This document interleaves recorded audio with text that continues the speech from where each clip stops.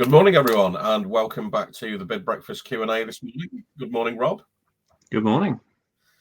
I'm not sure if you can tell, but I've managed to pick up the first cold of the autumn, late summer season. So if my voice goes, Rob will be jumping in, and that's just testament to my ridiculously weak immune system. I shall battle through it. Probably man flu. So probably man flu, yeah. Yeah, I'll just struggle through and see if I survive. Anyway, enough about that. So thank you for joining us again. It is Wednesday morning. Hopefully you're on your way into work and this is cheering up your morning. We have got the usual 6 questions today. The first of which is a big one, and I'm sure it's on everybody's lips, which is why has the Procurement Act been delayed? So, Rob, do you want to have a little stab at this to start with? As I understand it, well, the official reason I have seen is that Labour want to rephrase, I think it's the National Procurement Statement, I think is the right phrasing, which outlines the main procurement strategies of the government. They're not happy with what it currently says. I don't know what to think about that. I mean, they're in power now, so they can do what they want. But I do believe the original Procurement Act was a cross-party agreement. So I think it's quite odd that they're changing that. But then I can also see they're in power now, so let's change it to whatever their new priorities are. I think there could also be issues that maybe aren't as official, that maybe people wouldn't be ready for next month as well. That's just me thinking off the top of my head. And obviously having it delayed till February should, in theory, give everyone enough time to get everything they need in place for the new implementation, assuming it does go ahead in February. Okay. Some really weird feedback on there, Rob. Oh, that's. I think that's that's better. That is obviously the official line, but as you say, it's very odd that they've taken this position. Well, I say it's odd, maybe it's not, depending on what your political view is. It's disappointing for sure that I think everyone's geared up to October for being live, all the training's been available, people have taken the time and effort to go through the training, get up to speed. Everyone's been geared to whether they've been looking forward to it or not. I was going to say looking forward to, but whether they've been looking forward to it or not, a lot of people are ready for implementation in October. It looks like there's absolutely nothing that can be done about it. It is going to be what it's going to be.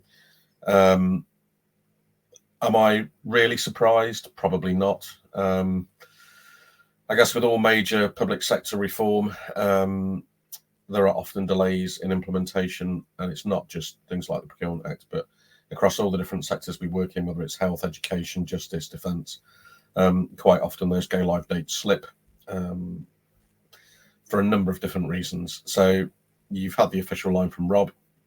I think there's other stuff going on in the background that would be unwise to comment on here. So make your own minds up about that. February is the new date.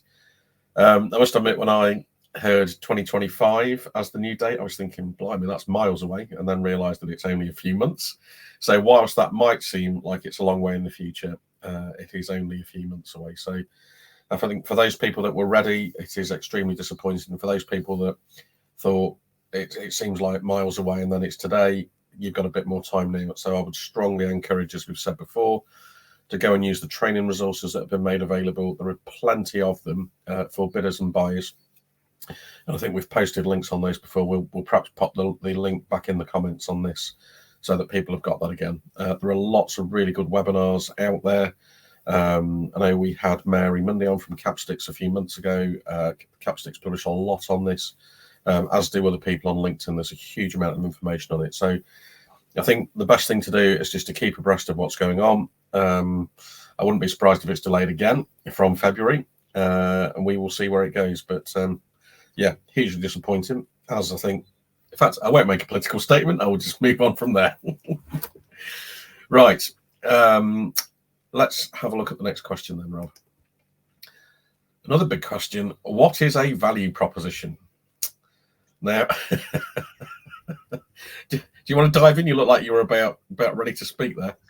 I'll go quickly because I think this is more your bag in the end. But value proposition, to my mind, very succinctly outlines the clear value and benefits you can offer to whoever the customer might be, or multiple customers, whether it's a commissioner, service user, other business. It doesn't waffle. I'm thinking about a paragraph, 2 max, really clearly states. Well, I think it's a worthwhile exercise looking at your value proposition, even if you don't necessarily would have to write it out in a public sector bid. It's an interesting task to see if people could develop one for what your company actually does. It's actually a really good starting point. Think about, okay, what are we good at, and what actual benefits do we bring to our customers? So that sounds like the horror of a team away day kind of exercise, but it probably would be a very useful one. Yeah, that's pretty much what I would echo, Rob. And I mean, we've done quite a bit of research on this, various training sessions that we deliver. And I'm just looking back to a slide at the moment where we've kind of highlighted the key elements of what potentially you could include in a value proposition. So the first, and actually we might drop this slide in the chat afterwards just so that people can have a look at it, because I think it is very clear. So the first thing is a clear, concise statement. And we've seen one-liners to several pages. I wouldn't say several pages is concise. The next bit, which Rob has already touched on, is the unique benefits or value. So as we know from public sector bidding, it's not always possible to be unique because the specifications quite often are so tight that there is mainly one way to deliver things with a couple of tweaks around the edges. But you may well be stronger in a lot of areas than other people. And the final part in this kind of opening paragraph of the slide is what you offer to your customers. And I think that's the really key line here to think about when you are putting this together. And often what we see in bid responses are people write about themselves. And we've said this time and time again in lots of the training workshops we do and webinars and various other things. It's all very well to describe the features of your product or service, but you have to link it to what it means to your customer. So the second part of this is to explain. And I think that's a really key word, is explain. So if you read it back and it doesn't explain what you do, then you've got a problem. But what you should be explaining is how it solves a problem or fulfills a need or improves the situation for your customer. So which one of those three, or maybe it's more, is it that your product or service solves or improves? And that's a very simple place to start. So it doesn't really matter which way around, I suppose, you do these first two bits, but what is your product or service? What is the problem it's there to solve? So whether you do problem first and then solution, or here's our solution, does it solve a problem? I don't think it really matters in terms of just getting to the value proposition. The final bit, and I think this is the biggest piece of insight that we see with a lot of our clients, is why a customer should choose your service or product. And that is the question that we ask at kickoff meeting, every single bid we do. Why would they award the contract to you? And that really makes organizations think. I would say probably 80% of the time we ask that question, we are either looking at blank faces or we get a response, which is a list of features. 20% of the time, people can say, well, it's because we have this and it solves this problem and it's X, Y, Z. And the X, Y, Z is generally related to the advantage or benefit. Often, and really what we want to be getting at is the benefit to your customers or end users. So that was quite a waffly explanation of the slide. The key things to take away are a clear and concise statement with the benefits or value it offers to your customer. It explains how it solves a problem, fulfills a need, or improves a situation. And finally, why a customer should choose your service or product.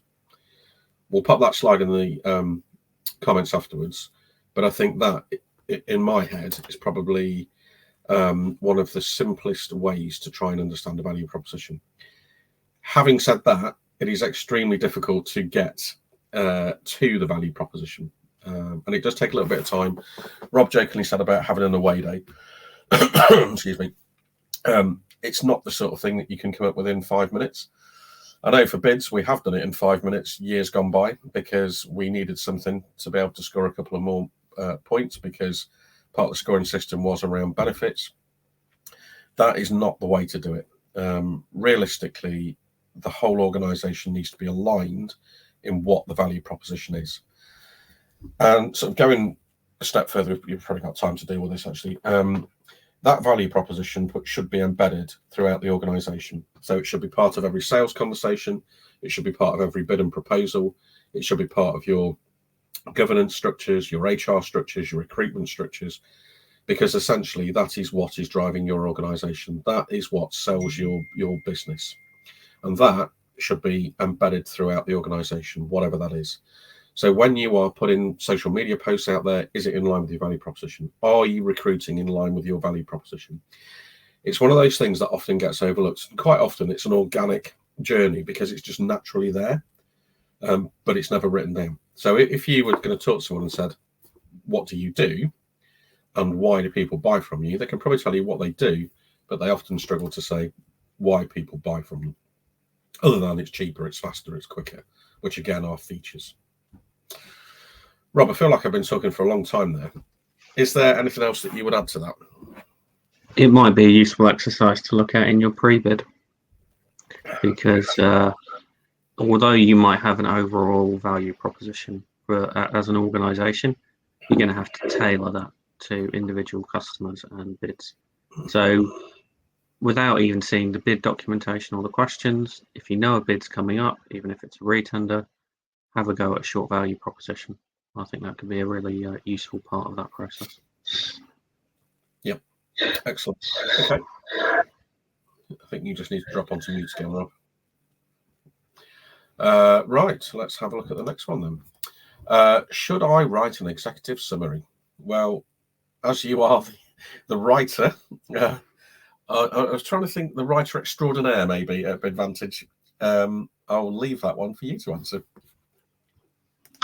No, I can't. I was going to come up with a decent name for myself, but I'll just call myself the writer. It's more. You can only write an executive summary if you are allowed to. That's the simple answer to the question. Most public sector bids we do, for being honest, the chances of being able to write an executive summary are very few and far between. I have seen organisations do them anyway, even if they haven't been asked for. I think the public sector instructions for tendering in the UK are so strict with regards to what you can put in, how you can put it in, the format of the bid. Often it's copy and paste onto a portal. The chances of writing an executive summary are few and far between. So I would say no, unless you have specifically been asked for one in a public sector bid. If you're doing a B2B, yes, you should always write an executive summary, because unless they have also put clear restrictions on what the B2B bid is, often that's where you see an executive summary. And you touched on this, Rob, and I think we've covered this on a previous webinar, was that some organisations use an exec summary as an internal briefing document. So generally, we would use our bid strategy document. Other organisations that we've spoken to write an exec summary and use that. And it may well be that they give that to reviewers so that they can understand potentially what the bid's about, or they might give it to the person that signs the bid off, but it's certainly an internal document, even if they don't use it and submit it. Okay, should we move on to the next one? Right. Right, this is a particularly provocative question internally at BidVantage, so expect some fireworks now, because Rob's wrong on this and I'm right. So is it okay to use contractions when writing bid responses and proposals? Rob, I'll let you have first stab at this and then I'll tell you why you're wrong. Yes. So it depends on your word count. That's what it comes down to. word count, character count. If you've only got a 200-word answer, I've got no issue with contractions. If you've got 1,000 words or 2,500 words, no. I mean, that's and it's purely from what you have room to play with. And we've all played around with formatting and hyphenations and all sorts to get the right wording and character counts. So I think contractions are no different in this. If it's a 2,500 word, beautifully written answer, no contractions, 100 to 250 words, yes. And then Matt can tell you why he's wrong. I hate them. I absolutely despise them. And the only reason I say that is because the impression it creates is lazy writing in my head. Now, that might just be because I'm old and grumpy and miserable. But I really think it makes responses read like it's been written by a teenager. And that is just my perception. I think quite often there are other words that can be taken out that don't lead to people having to use a contraction. For those people that we should have explained what that is, so that's things like don't and won't and can't. And I agree, where there is very, very tight word count, then potentially I would maybe have to make peace with myself and let some through. But that's only for like 200-word answers. There are other things to do that mean that you can write without having, because the next thing will be writing in text speak and having PLZ or whatever people use these days. And Matt, you're not that old. Well, I don't know what to tell you, Rob, but yeah, I hate them, and I think wherever possible, avoid them. If it's a last resort to have to use them, because I just think it makes things read really lazy. And that is one of the few times you'll see Rob and I disagree, and I don't think there is any middle ground on this. Well, I think it's probably only a 25% disagreement. Oh no, it's much more than that. I would not use them unless I had to. That's the way I'll put it. I think if we looked at this from a procurement point of view, an evaluator point of view, in theory, you would not lose marks by using contractions. Correct. That's our disclaimer on that. Yeah. And I think, ultimately it is about scoring points, and, you won't lose any marks for that. Sorry, won't or will not. We're not writing, are we, you see?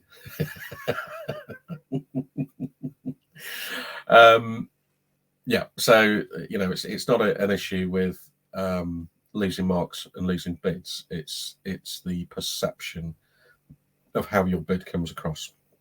And I think we've done or had various conversations around, perception and the truth.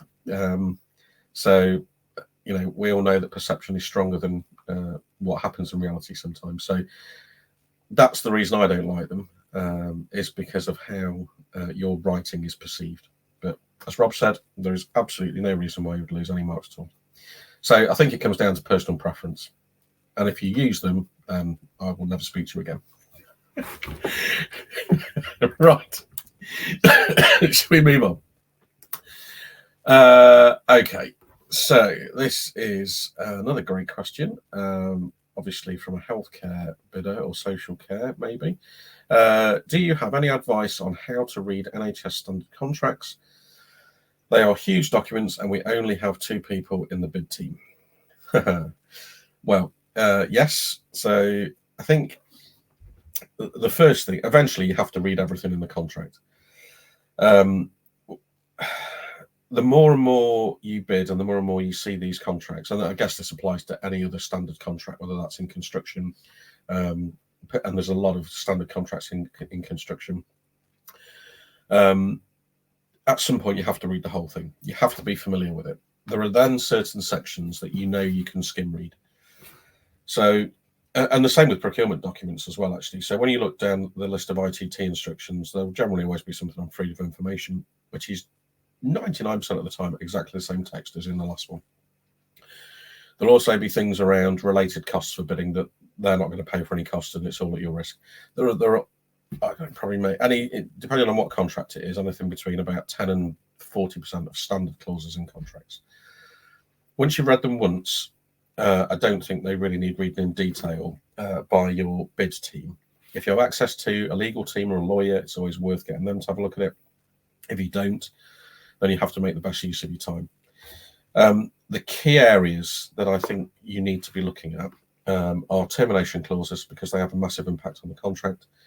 Any performance or penalties, so incentives or penalties, and then payment terms. So those are the three kind of key areas that I would say focus on to start with. And then there's a list that sits below that of what to then read in what order. Some of these things are, 200, 300, 400 pages, depending on what specifications have been put in there and all the various schedules. So the other option, and Rob, I'll throw this one over to you in a minute, is whether you use AI to summarize the contract. So the three options that I think I would start with are: you read them yourself and you do the whole contract once, and then you prioritize the order you read the clauses in. The second is you throw it over to legal, if you have that luxury. And the third is that you potentially use AI to summarize the contract, but you still have to read it. Is there anything that you would say on AI, Rob, just maybe around what platforms might be best for this, or what questions? Yeah, I think you'd want to use a business plan. So if you're using a publicly available platform rather than a specialist one, so if you use ChatGPT or Claude, something similar, you're only likely to get anything decent out of this if you use a business plan, which for a start protects your data and doesn't share it with the model. And it generally has a higher context window, which means it can read longer documents. I would, though, advise that you divide up the contract document into manageable pieces. Otherwise, the AI can read hundreds of pages, but you will get a better result for the less that it reads, if that makes sense. So you might want to be going with, say, 20 pages at a time max. That will depend on the model that you're looking at. But I would not advise throwing the whole document in and asking it to summarize, because it will do the best it can, but it will probably only get as far as, say, page 50 with its summarization rather than doing the whole thing. But again, that will really depend on the model you use.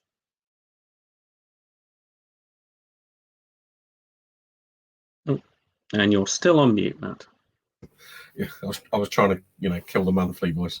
There's a really important point you touched on. I was just looking for the document, which I was reviewing a couple of weeks ago, but it was around guidelines for procurement teams and the use of AI. And within that, very clearly states that, and in fact, I think we shared this in a previous webinar, because within that, there were questions that were suggested for procurement teams to use in relation to AI-generated bids. I'll try and dig that document out. But one of the really important messages there was that bidders don't share confidential documents with anybody outside their organisation without prior permission. And using AI could be construed as that, particularly, as Rob said, if it's not secure. So there are risks, there's risks around using AI full stop, which we've covered elsewhere. But I think the bottom line comes down to... Just on that, that's quite interesting, because it depends. I think it would depend on what platform you're using, what type you're using, because you could also, if you're putting documents onto a cloud, if you're putting any of the documents or any of the information on any information that could potentially get outside of your organization, in a way, it's no dissimilar to an AI platform that, in theory, has its data protected and encrypted. Yep. The issue is, if you're using, for example, sorry, I'm going to go off on one here. If you're using something like ChatGPT free with no data controls behind it, that hands down, quite simply, is you potentially shared confidential information with potentially the whole world. So, yeah. Okay, so bottom line is, you've got to read them all once, at least. and then be aware of any updates, and then you can prioritize and use AI potentially to help you if you need to. Okay, I think we've just got time for the last question, which is there an easy way to populate the pricing schedule? Rob has his head in his hands. Go on then, Rob. You seem to have a negative view on this one. I've seen this tried, and I don't know if I told you, but you'll be amazed at this. I used to do some financial modelling once upon a time. I'm glad I don't anymore. But there was one organisation I did work with which had created all these fantastical templates to be able to fill in pricing schedules. And that worked in a certain situation where the financial templates and pricing schedules that were coming out were almost always the same for that particular type of service. But that has died a death, and I think that was in the NHS. But that's pretty much died a death. Every pricing schedule I see now is just completely different. So you might have a templated internal model, but you've got to be very careful that you're able to easily translate that onto what is often a bespoke pricing schedule from the commissioner. But I'll hand over to our slightly more financial expert than me. That is pretty much what I'd have said, Rob. I think there is a lot of value in having internal spreadsheets or costing systems that work out for services the resourcing you need, because often that's the big part of the finances. It depends on how sophisticated you want to go. You might be looking at the type of staff, the pay scale of staff, the productivity of each one of those, whatever activity drives the contract. So whether that's in construction or whether it's in healthcare or social care or education. If it's an activity-driven contract, then there are ways of saying, well, we need to deliver 50 classes a week, or we need to deliver 2,000 appointments a week that then drive the resourcing. It is fairly complex sometimes to work that out, and particularly Rich Bailey, he will have seen on a couple of shows, and myself have a real weird passion for doing that. So I would say there's definitely some value in doing that. If you're in a situation where pricing can be quite complex, it's worth doing. If it's literally just a product list and you already know what your prices are, then don't bother, because depending on how complex your service is, it could take anything from a couple of days to a couple of months to develop those internal models. What they are really useful for then is when you are bidding very large, complex contracts that come up regularly. So, if you're bidding 2 or 3 of these things a month, that will save you an awful lot of time. But as Rob said, most of the pricing schedules are slightly different. So the output needs to be in a format that sometimes you're asked to break it down by staff grade, other times you're not, and it's just a line for staff cost. But any reasonable accountant or finance person will be able to translate that into the pricing schedule. The good thing about having the internal models is that you can flex things. So if you wanted to look at, if there's no guaranteed volume, you might want to say, what happens if we get 20% less activity? Then you can see the impact it has on your bottom line, and also what the upside is. So it just gives you a really good risk-based analysis of what's going on. I could talk about that forever, and I think probably Rich and I might do a session on finance modelling at some point. I am conscious of time. Thank you for joining us. Rob, was there anything final you wanted to say on that before I wrap up? Not on that, but just to let you know, it was 27 degrees today, bright sunshine. I just heard the ice cream van go past. Thanks, Rob. I will struggle on with man flu for the rest of the week with that in mind, thinking of you in the sunshine. For those people that have joined us this morning, thank you for joining us as always. I hope that's been useful. Next week will be the Bid Breakfast Bio, and we will have a guest on that to grill for the morning. The following week, then a fortnight's time, we'll be back with a Q&A. So please send in your questions. Either drop them on LinkedIn, WhatsApp them to us, or drop us an email. We will pick all those up and answer those next time. Have a great day, and we will see you next week. Thanks all.